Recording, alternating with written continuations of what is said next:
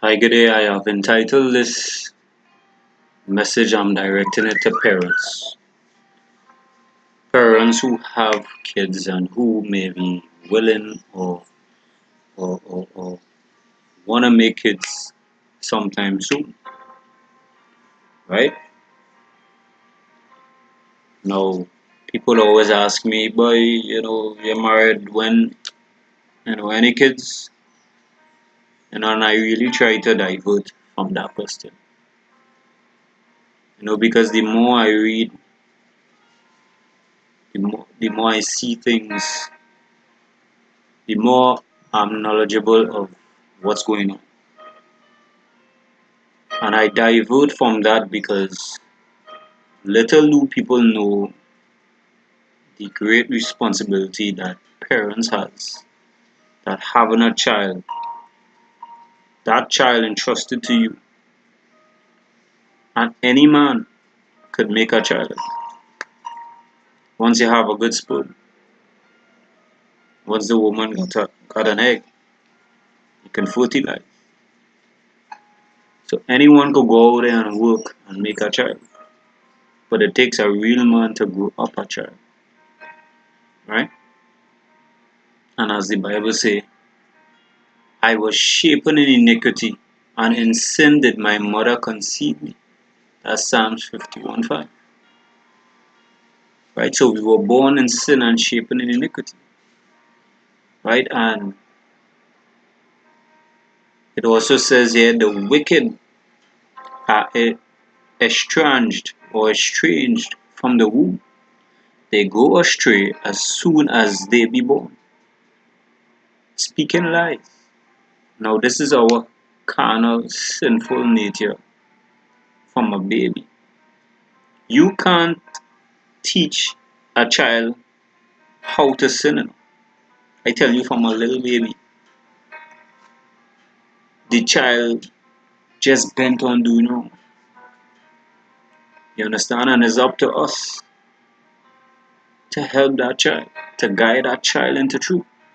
That's why the Bible says, train up a child in the way he should go, and when he is old, he will not depart from it. Right? That's Proverbs 22:6. And brethren, let me share some experiences with you. Now, one day I went to Pennywise, went to purchase some stuff, and there was this lady with her two kids, a daughter and a son. The daughter being older and the son younger. Now the little girl was there quiet, maybe who knows, 5, 6, 7 she could be. She had a snack in her hand, she was in the line. The mother was also in the line. And this little boy bawling down the place because he want the snack what the sister had.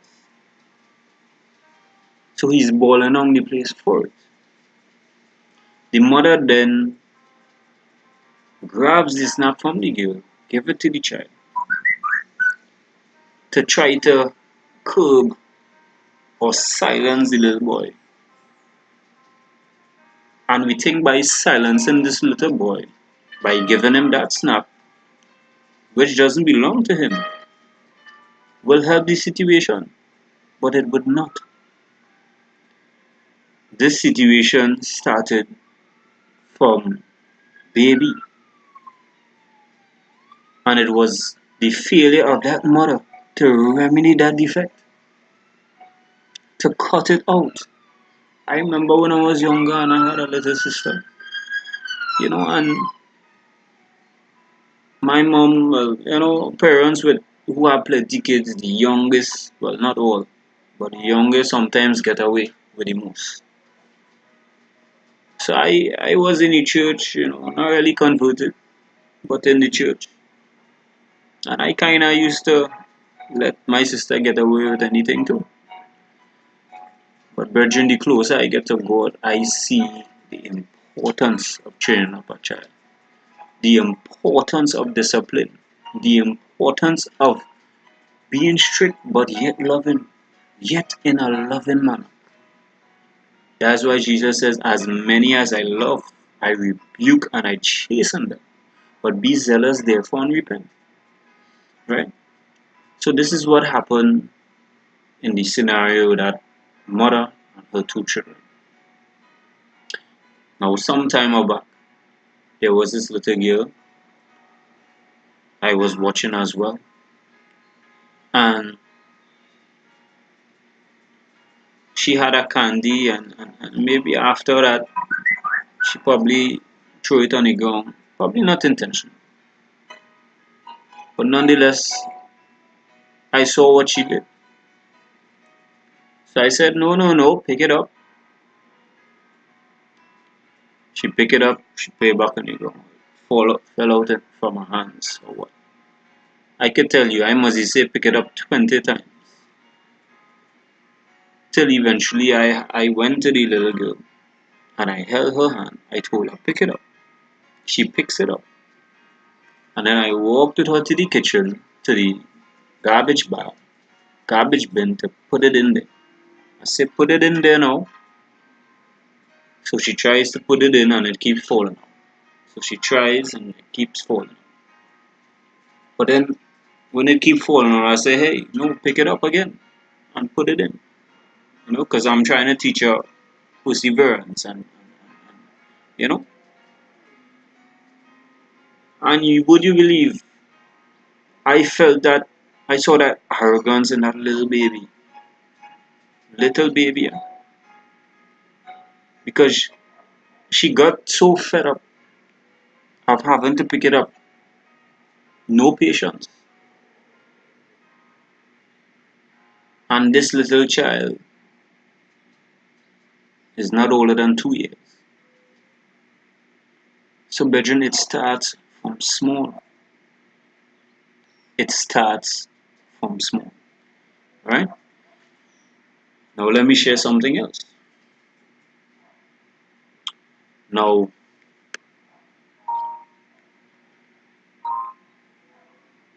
on my way home from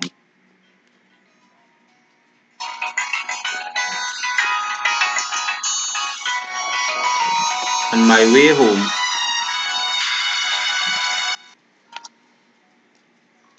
right, and coming home, and I heard these two guys talking by there, in front of a place there, and the guy on the outside, I don't know how old he is, telling anyone on the inside about putting on a walk, meaning probably taking a gun and dealing with somebody. And my mother and them cool like that. Them go bail me out. They go bail me out. I don't have to work, I just choose to work. My mother and them harmony. Now this is the society that we live in today. And we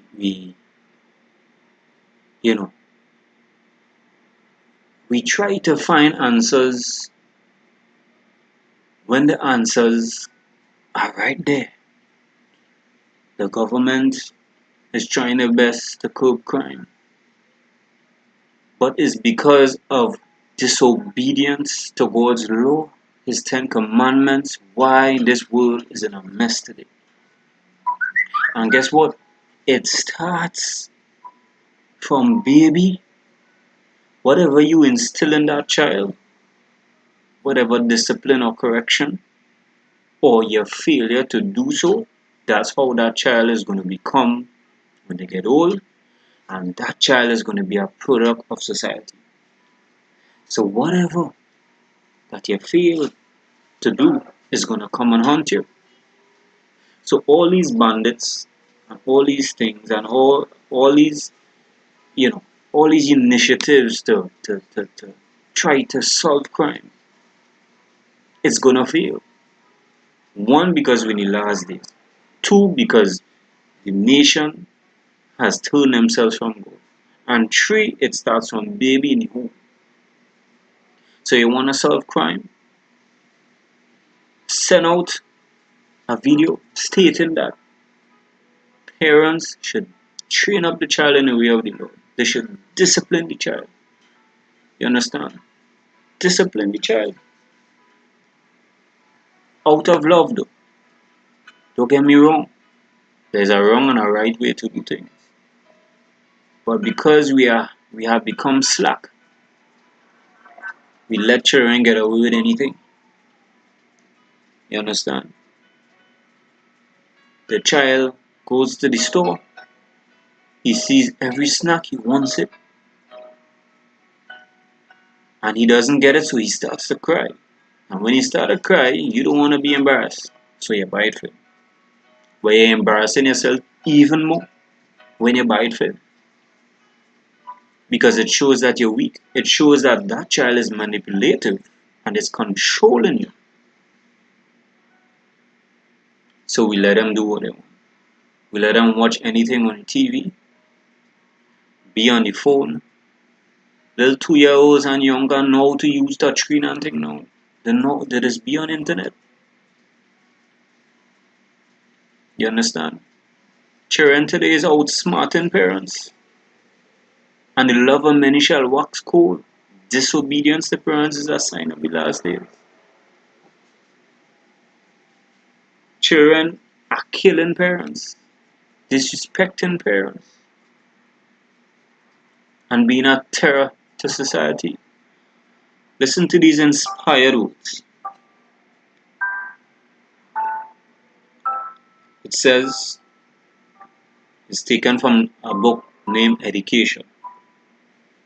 So it's educational, right? And it's of great benefit to parents who have children. It says the gradual development of the plant from the seed is an object lesson in child training. There is first the blade, then the ear. After that, the full cone in the air. He who gave this parable created the tiny seed, gave it its vital properties, and ordained the laws that govern its growth. And the truths which the parable teaches were made a living reality in his own life. In both his physical and his spiritual nature, he followed the divine order of growth illustrated by the plant as he wishes all youth to do. Although he was the majesty of heaven, the King of glory, he became a babe in Bethlehem, and for a time representing the helpless infant in its mother's care. In childhood, he did the works of an obedient child. He spoke and acted with the wisdom of a child and not of a man, honoring his parents and carrying out their wishes in helpful ways according to the ability of a child. Children, obey your parents in the Lord, for this is right. That's one of the 10 commandments, brethren. The fifth one, to be exact. So even if you are a child looking at this, I lovingly am beseeching you, obey your parents. We want to solve crime, but it starts with you and it starts with me. People is committing crime, not robots. I always say that. Not robots. It's real people committing crime. Right? So it says here, but at each stage of his development, he was perfect, with the simple natural grace of a sinless life. The sacred record says of his childhood, the child grew and waxed strong in spirit, filled with wisdom, and the grace of God was upon him. And of his youth it is recorded, Jesus increased in wisdom and stature in the favor with God and man. The work of parents and teachers is here suggested. They should aim so to cultivate the tendencies of the youth that at each stage of their life they may represent the natural beauty appropriate to that period, unfolding naturally as do the plants in the garden. Those children are most attractive who are natural, unaffected. It is not wise to give them special notice and repeat their clever sayings before them. Vanity should not be encouraged by praising their looks, their words, or their actions, nor should they be dressed in an expensive or showy manner. This encourages pride in them and awakens envy in the hearts of their companions. The little ones should be educated in childlike simplicity. They should be trained to be content with the small, helpful duties and the pleasures and experiences natural to their years.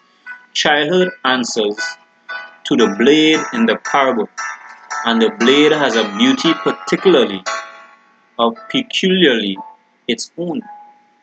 The children should not be forced into a precocious maturity, right? Falls right, I guess, but should retain as long as possible the freshness and grace of their early years. The little children may be Christians, having an experience in accordance with their years. This is all that God expects of them. They need to be educated in spiritual things, and parents should give them every advantage that they may form characters after the similitude of the character of Christ. In the laws of God, in nature, effect follows cause with unerring certainty. The reaping will testify as to what the sowing has been. The slothful worker is condemned by his work. The harvest bears witness against him. So in spiritual things, the faithfulness of every worker is measured by the results of his work. The character of his work, whether diligent or slothful, is revealed by the harvest. It is thus that his destiny for eternity is decided. Every seed sown produces a harvest of its kind. So it is in human life. We all need to sow the seeds of compassion, sympathy, and love, for we shall reap what we sow. Every characteristic of selfishness, self-love, self-esteem, every act of self-indulgence will bring forth a like harvest. He who lives for self is sowing to the flesh, and of the flesh he will reap corruption. God destroys no man. Everyone who is destroyed will have destroyed himself. Everyone who stifles the admonitions of conscience is sowing the seeds of unbelief, and these will produce a sure harvest. By rejecting the first warnings from God, Pharaoh of old sowed the seeds of obstinacy, and he reaped obstinacy. God did not compel him to disbelieve. The seed of unbelief which he sowed produced a harvest of its kind. Thus his resistance continued until he looked upon his devastated land, upon the cold dead form of his firstborn, and the firstborn of all in his house, and of all the families in his kingdom, until the waters of the sea closed over his horses, and his chariots, and his men of war. His history is a fearful illustration of the truth of the words that whatsoever a man soweth, that shall he also reap. Galatians 6:7. Did men but realize this, they would be careful what seed they sow. Brethren, and that's crucial. You're gonna reap what you sow. So whatever you instill in that child, or even for yourself, you're gonna reap what you sow. So don't be impatient or don't cry wolf when the child is a teenager and the child parents cry. Is you created that child. It's not anyone else. If parents will see the responsibility of a child, and I'll read some more just now from God's word. If they will see the responsibility of training up a child that is so great, is so huge, we will stop to think. There'll be less baby making or babies making babies, or less married couples rushing to have children. Hey, because I want to see how cute my child comes out. That's foolishness, brethren. Right? And then there's the other foolishness that goes on. Young mothers, they make children, right? Probably by choice or mistake or what have you. And then, guess what? They forfeit that moment spending with their child, breastfeeding that child. That's bonding moment. That's a bonding moment for the parent and the child. If we didn't know that, the child gets closer, right? Gets more comfortable with that mother. But these young ladies, what they do, they forfeit that. They give the child a bottle. Some may even pump out breast milk and put it in a bottle, right? All because of fashion. They want to look good, they want to go, they're always out, they're always partying. So somebody else should take care of that child. Brethren, that's a great crime in the sight of the Lord. If you can't see about a child and someone else has to, because some people make children or do things without thinking. That's what we do sometimes. But if you can't do that, brethren, do not make any. You're helping out. We're helping out society if we don't make children just all willy-nilly. Let's plan before we do things, brethren. Right? Let me read the last bit of Bible passage and I'll close. So it says here, it says, at the same time came the disciples unto Jesus, saying, who is the greatest in the kingdom of heaven? And Jesus called a little child unto him, and set him in the midst of them, and said, verily I say unto you, except ye be converted, and become as little children, ye shall not enter into the kingdom of heaven. Whosoever therefore shall humble himself as this little child, the same is greatest in the kingdom of heaven. And whosoever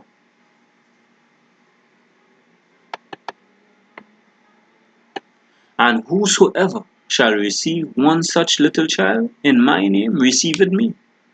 But whoso shall offend one of these little ones which believe in me, it were better for him that a millstone were hanged upon his neck, and that he were drowned in the depth of the sea.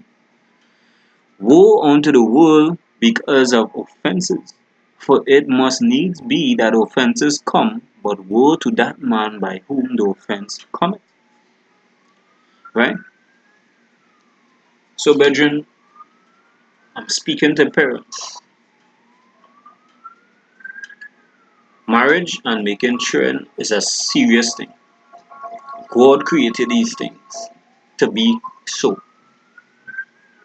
An unconverted person has no place in getting married.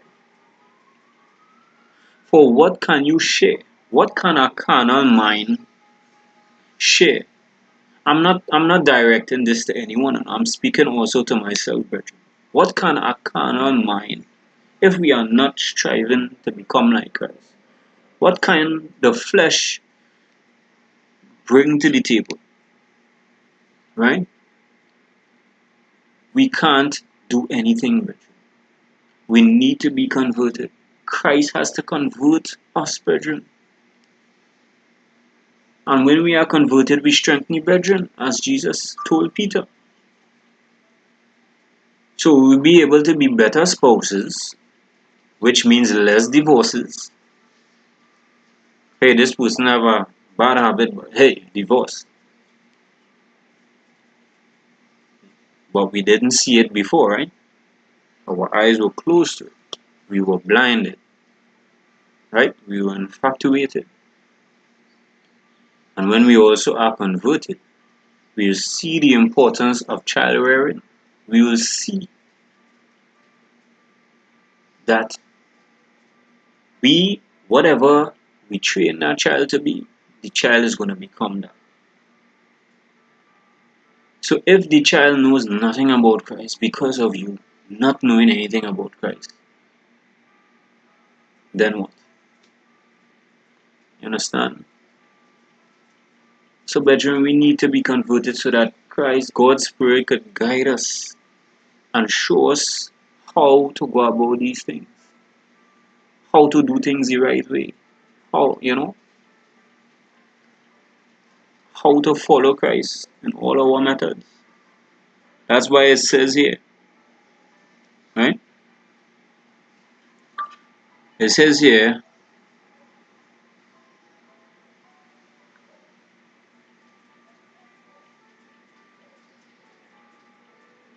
wherefore laying aside all malice and all guile and hypocrisies and envies and all evil speaking, as newborn babes desire the sincere milk of the word, that ye may grow thereby. If so be ye have tasted that the Lord is gracious. Right? That's First Peter 2, 1 to 3. Right? Then it also says here, but the fruit of the Spirit is love, joy, peace, long suffering, gentleness, goodness, faith.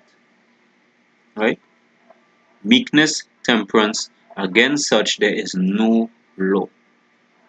And they that are Christ have crucified the flesh with the affections and lusts.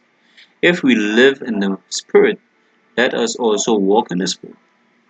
Let us not be desirous of vain glory, provoking one another, envying one another. That's Galatians 5, 22 to 26. So, brethren, the Bible is clear on us giving diligence to make our calling and election sure. God wants us to accept Jesus, to repent from our ways so that Jesus can transform our hearts. That's the only way that we can become converted. Right? And as is mentioned in the fruits of the Spirit, what is mentioned is temperance. Temperance is eating moderately that which is good for you and totally abstaining from that which is bad. Right? As Peter says, beware of fleshly lusts that war against the soul. Brethren, God's desire is that man come back to a vegetarian diet. And that then, God's diet, it gives you clarity in your mind. It helps the communication between you and God to be much clearer, to be able to hear His voice, to be able to make better decisions. When we eat the flesh of dead animals, especially with blood in it, because all majority of the meat that is sold, it still have blood. You understand? You may think that, hey, I wash it out in the sink, nice. The life of the flesh is in the blood, and whatever is in that blood, and we eat it, is going to pollute us too. But get this, a flesh diet, it feeds the baser part of the brain, not the frontal lobe where God communicates. So if we are not converted, and in addition, we feed our bodies, our minds, flesh meats, and it feeds the baser part, but then we are just going to be bent on doing carnal things. The carnal nature, brethren, is going to reign supreme. So I'm saying that to say that kids, they are sincere, they are genuine. They are little flowers and roses. Let's not be a stumbling block towards them. Brethren, if you make up your mind that you don't want to be a Christian, because the Bible said, choose ye this day whom you will serve. So if you as an adult make up your mind that you don't want to be a Christian, one, I'll tell you, if you don't have kids, you shouldn't make any. And two, if you have already, Please don't be a stumbling block unto that child, and teach that child in the way of the Lord.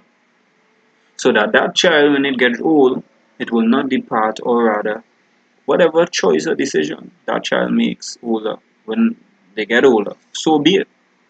We have a choice to make. But don't be a stumbling block to that child. Don't stop feeding little babies a fleshly diet. It's going to make them worse. Right? And all these snacks and pickles and pepper and all these things, it will affect all these spices, it will affect the little child. You know, that's why majority of them they have nerves problem. They can't stay calm. It's only sugar they're eating. Brethren, feed the child once it's a baby, breast milk. Right? Your choice how long you want to do that for. For me, I will say from baby to 2 years. After that, we feed them good food. Solid food, fruits, provision, whatever. Keep the child away from a flesh diet, brethren. It's gonna help out a great deal. That's one of the reasons why Jesus was temperate. His parents taught him that as well. And he had a calm disposition. He was always communicating with the Father.